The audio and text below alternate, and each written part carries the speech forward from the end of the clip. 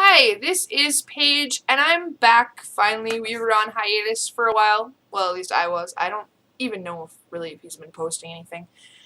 Kind of been off. 2013 has really sucked. There is not words to express how much the beginning of 2013 especially sucked. Last December, I had this debate with my manager that, oh no, 2013 is going to be terrible. It's 13. And I'm not superstitious at all. I don't buy into any of that bull, except now that I kind of do, because 2013 has been terrible. Except I had this argument with her that no, if you go into 2013 with that mindset, 2013 is going to be terrible for you. So I am going to have the mindset of 2013 is going to rock. And it didn't. January 3rd, the man I have worked for 10 years was killed at age 53 in a car crash. I work with his wife, with his son, with his daughter. I am very close with all three. So that was terrible, obviously. 2 days after his service, my mother-in-law passed away. Like 2.5 weeks shy of her 47th birthday. So 2013 still is, because obviously that's not something you recover from overnight. 2013 is kind of an ongoing battle. But the plus side is I have been educated a little bit by this, and what I have been educated in is that what they say is true. All of the cliches are right. Life is short. Time is fleeting. Life goes by so fast. So hang on to what you have with both hands for all you are worth, because it is precious. And you don't know what is going to happen tomorrow. Cliche, but it's true, because you don't know what's going to happen tomorrow. And you don't know how it's going to end or when it's going to end. But it is. So make the most of the time you have. Make the most of the people you have it with. Because speaking as a mom, I spend a lot of time with my kids. And obviously, it really, really sucked explaining that to little people. I mean, explaining that, yeah, sometimes life does bite you in the ass and there's nothing you can do about it and you don't know it's coming. So, yeah. I will also say that my family is more precious to me now than ever, and family has always been very important to me. I have always spoken to my mom 2 or 3 times a week. I've always spoken to my dad once a week. Now, though, I talk to both of my parents almost every day. I talk to my grandma more. I text my brother more because he doesn't pick up the phone, so there's really no point in calling. I talk to my friends more. I make more of an effort to actually get out and do stuff, and I've kind of been failing at that. But I make the effort. I mean, that's like one of my friends turned 21 this week. I'm going to take her out for a drink, but we're going to a bowling alley because I won't go to a bar. Because I don't like bars, because I don't really like people. Sorry. Another thing I have learned, however, is that sometimes people are awesome, because the outpouring of love and support, not just for my boss's family, but for myself and my husband and my family during our own time of trial was amazing. I mean, my boss's wife, who is my boss, actually, sent me a text message, took time out of her day to see if there was anything we needed, despite everything that she was going through. And this is why I still work where I work, is because these people are awesome. I mean, he was a good man who gave me a chance, I should say a second chance, when I hadn't really done anything to deserve a second chance. She is an absolute doll. I mean, she is the sweetest woman imaginable.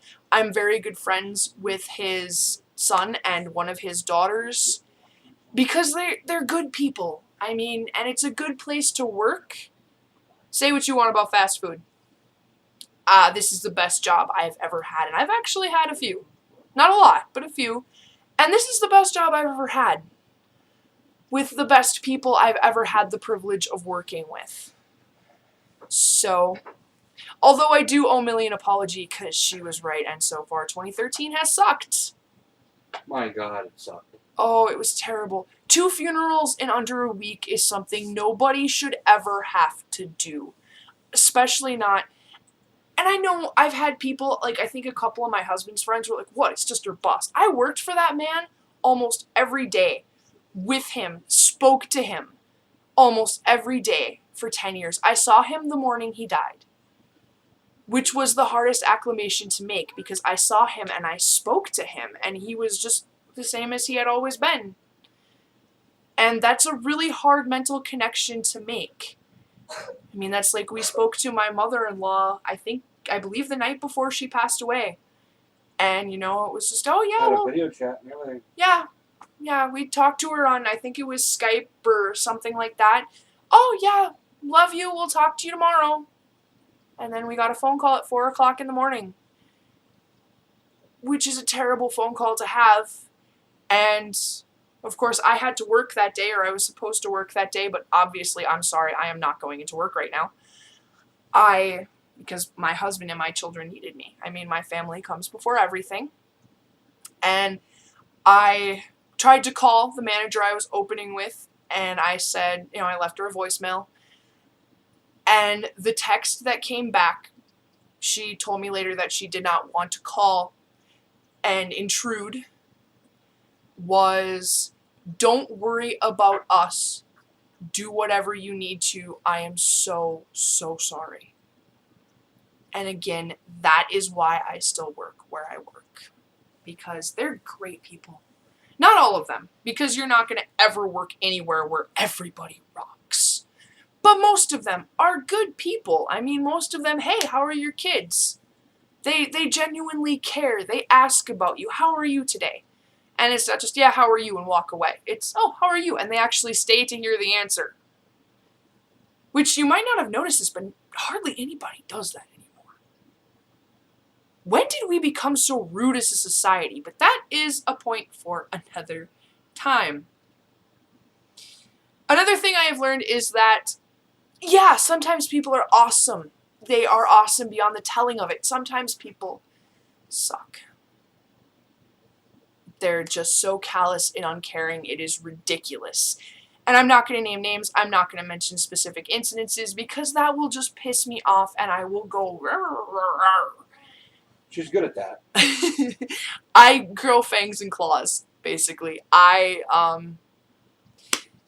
Yeah, he's had to deal with some repercussions of some particularly callous remarks made by people I work with, people in his family, or even a couple in my family. It was one in my family, but he has a lot bigger family than I do. Statistically, you know, odds are higher. Yeah. Yeah, well, you know. But what else has happened this year? Let me think. We have moped in the suckage. I've worked. I have kicked my car repeatedly. Oh my God, what a POS that thing is. We got rid of the useless piece of crap that has been sitting in my driveway for the past 2 years. It wasn't a useless piece of crap. It was a useless piece of crap. It didn't run. But he has a new car. It's only slightly ghetto. It's the newest car he's ever owned, and it's a 99. I can't talk. Mine's a 97. And I really shouldn't call his slightly ghetto when my trunk is held shut with a bungee cord. Yeah, mine only has a dent in the front left corner. And the scrape on your door. That was new. And when he pushes the button, somebody has to pull the trunk open. That's not ghetto at all. And the sunroof is stuck. Not ghetto at all. No, it means I will never have to worry about snow in the car. Well, if your sunroof is open in December, you deserve snow in your car, in my own humble opinion. You don't know my friends. Oh, the weather has been terrible. It's like, oh, yeah, your life has sucked. Here, 18 inches. Oh, The thing is that everybody's, you know, oohing and ahhing over, oh, this is one of our worst winters. Yeah, no, it isn't. We used to have winter like this all the time, and nobody complained back then. Think back from 80 to 92. Does he sound like your grandpa? He sounds like my grandpa when I was a kid. No, think Christ. from the 80s to the early 90s. 1993, the big freaking blizzard we got, which was the worst snowfall we had in history. Everybody bitched. I see everybody bitched. I don't know where he's getting this nobody complained bullshit, because people always complain about the weather. You know, translate those fucking hieroglyphics on cave walls and it's going, God damn, look at this snow. Okay, I'm done. No, it's, you know, I don't remember anyone ever really griping about the weather, except for my mom, because she didn't have a car. So we had to walk everywhere. But, you know, none of my relatives ever griped about the weather, because they're Minnesotans.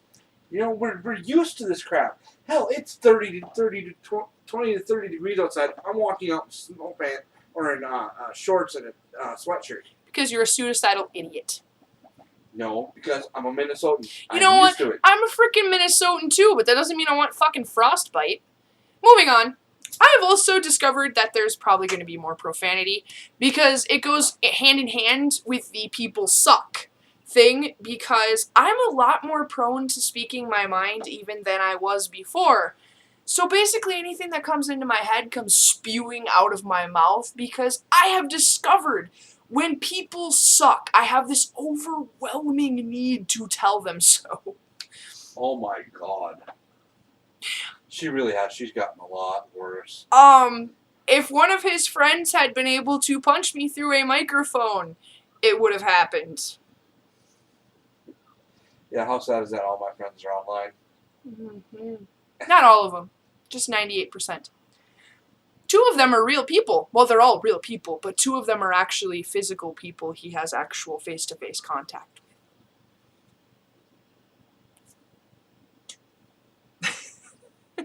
No, 1. Tom, Richard. 3 if you count Eva. Well, I don't talk to them online except for Facebook. Well, that's what I'm saying. They're real people you have face-to-face contact with. Okay. And I've also discovered that I will never, ever, ever get a Facebook page. Ever. Unless it's the apocalypse. Maybe. But then we won't have internet, so I'm really not going to worry about it. It's the apocalypse. No, we'll have the ham radio people doing internet. I went to a movie. That was another big piece of news. I went to a movie for the first time, and I do not even actually know how long. The last 2006. movie I actively... Is that when Live Free or Die Hard came out? Somewhere around there. I actually think it was 2004. Could have been. No, I wasn't here in 2004. Yes, you were. No, I was in California. You were here in 2005. Ended 2005. Ended 2005. So it was probably 2006. Little mini dialogue. Mid-2006, I believe, was the last time I went to a movie.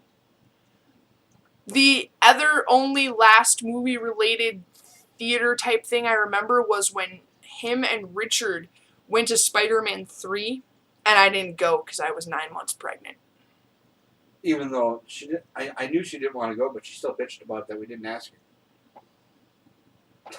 See, I don't know where he's coming from that, because they did ask me to go. I almost went. I backed out at the last second because I was having Braxton Hicks contractions. She has selective memory, I swear. So does he. It's pretty ridiculous. I was having contractions. Moving on. But anyway, Callie and I went to see Hansel and Gretel Witch Hunters, which is a name I still cannot say without giggling, by the way. The candy house looked awesome. That's the only part of my review I am going to spoil. I will tell you that we picked this movie, 1, because the trailer looked kind of cool. 2, it has Jeremy Renner, which was not why I picked it. I picked it because of the trailer, which is probably an even sadder reason. And Callie was rewarded. Jeremy Renner took his shirt off. I bet she loved that. Yeah. That was the most exciting part of the movie. Was me going, oh, Callie! She's like, I know! But Yet you should have seen this woman when Thor took his shirt off. he's hot. Which, see, okay, I don't understand Callie's thing for Jeremy Renner. She completely doesn't understand my thing for Chris Hemsworth. Which, how can you not? Yeah. I'm not allowed to yell at her for it, but yet she yells at me when I look at other women on the internet. No, I don't. I actually pointed out that I don't have this freak out reaction. Am I allowed to freak out every time you're cruising sites I won't talk about?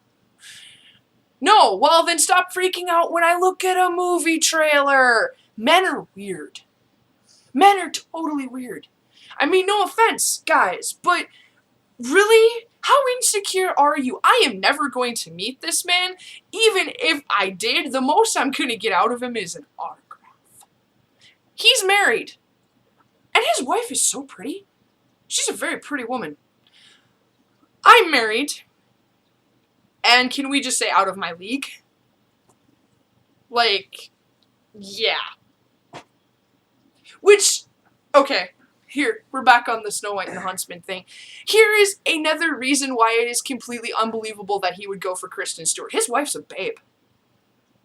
Just saying. If you're going home to that, you are not going to be able to act convincingly at Kristen Stewart. Just saying. I can't believe you're on this kick again. Oh my god. See, they could have probably given his wife the same amount of lines and the same role, and she probably would have been more convincing. And I don't even know if she's an actress. I don't even know her name. She's a pretty girl. This is how much attention I pay to celebrity gossip. I will read the headlines. Or you're repressing the fact that he's married.